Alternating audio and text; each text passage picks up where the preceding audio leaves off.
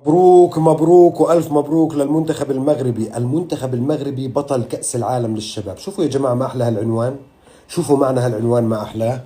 لحظة ستغير تاريخ كرة القدم المغربية، وبصراحة نتمنى أن يكون لها أثر كبير جدا على الكرة أو كرة القدم العربية.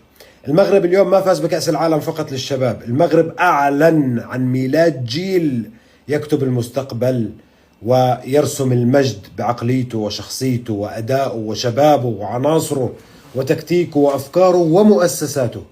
جيل ما بيعرف الخوف، جيل لا يرضى بالمركز الثاني، وهذا الشيء اللي احنا لاحظناه اليوم. لا، الإنجاز ليس الصعود إلى المركز الثاني. ما دخل البطولة بشرف المشاركة فقط أو البطولات، بل دخلها ليرفع النجمة والعلم ويهديه لشعب كامل، سواء شعب مغربي أو شعب عربي أو شعب أمازيغي. هذا الانتصار مش مجرد لقب يا جماعة، هذا وعد للمستقبل، لمستقبل مختلف مع المنتخب المغربي سواء الأول أو الثاني. هذا الجيل اللي راح يرفع الراية في بطولات قادمة سواء محلية قارية عربية عالمية، لأنه احنا شايفين روعة الجيل المنتخب الأول، روعته بالإنجاز العالمي، رهاننا عليه في كأس العالم القادم. والمطمئن بالنسبة للكرة المغربية إنه في عنا جيل قادم قد يكون أكثر روعة. المغرب ليس جزءا من الحدث الكروي، بل المغرب هو الحدث بحد ذاته. ألف مبروك للشعب المغربي وإلنا ولكل عربي يشعر بالفخر، والأمازيغ كمان. أنا ما كل مرة بحكوا لا ما في عنا أمازيغ يا عمي، كلنا إخوان إن شاء الله. فمبارك إن شاء الله، وإن شاء الله الخير قادم للكرة المغربية والكرة العربية. يسعد صباح المغرب وصباح أهل المغرب وصباح المنتخب المغرب، صباح التاريخ، مش بس تاريخ، ما بعد التاريخ. المغرب بطل كأس العالم كأول منتخب عربي عبر التاريخ. أول منتخب عربي عبر التاريخ يا جماعة. أنتم تخيلوا المنتخب المغربي فاز على الأرجنتين وفاز على فرنسا، فاز على الأرجنتين وفاز على فرنسا، حتى لو تحت 20 سنة فاز بكأس العالم. شوفوا بالمنظر، اقسم هلا بعد فايق يا جماعه، هلا ما حدا ينومني، والله نمت يا معلم مثل على العطريس. فايق الصبح حتى اروح يا معلم على السفر ارجع بلدي.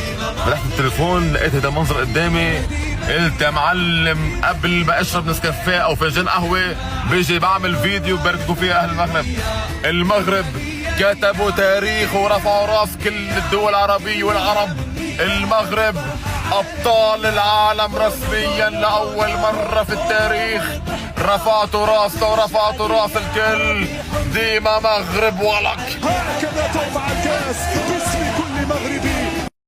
اللهم صل على سيدنا محمد. أنا اللي بجيب الحظ وبجيب التوفيق الحمد لله رب العالمين. كل ما أحكي شيء عن منتخب عربي الحمد لله رب العالمين الله بوفقهم.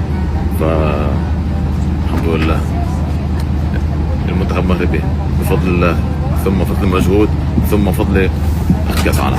نشهد حدث تاريخي. الحمد لله الحمد لله الحمد لله، ما شاء الله لا قوة إلا بالله. المنتخب المغربي يا أخوان على بعد ثواني من أن يتوج بطلا لكأس العالم دون 20 عام.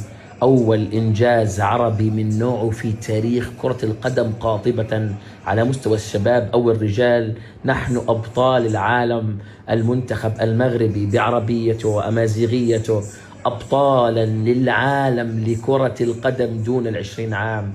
مبسوط سعيد بأن هذا حصل بعد ما زرت المغرب بشهر يا أخوان، ووقتها كان هذا المنتخب يستعد داخل مجمع محمد الخامس للمنتخبات الوطنية.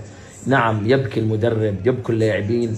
يوم كبير للمغرب، يوم كبير تاريخي إلنا إحنا كعرب وكمسلمين وكأمازيغ. يوم كبير كبير كبير، لقب لم يتحقق لنا من قبل. ألف مبروك.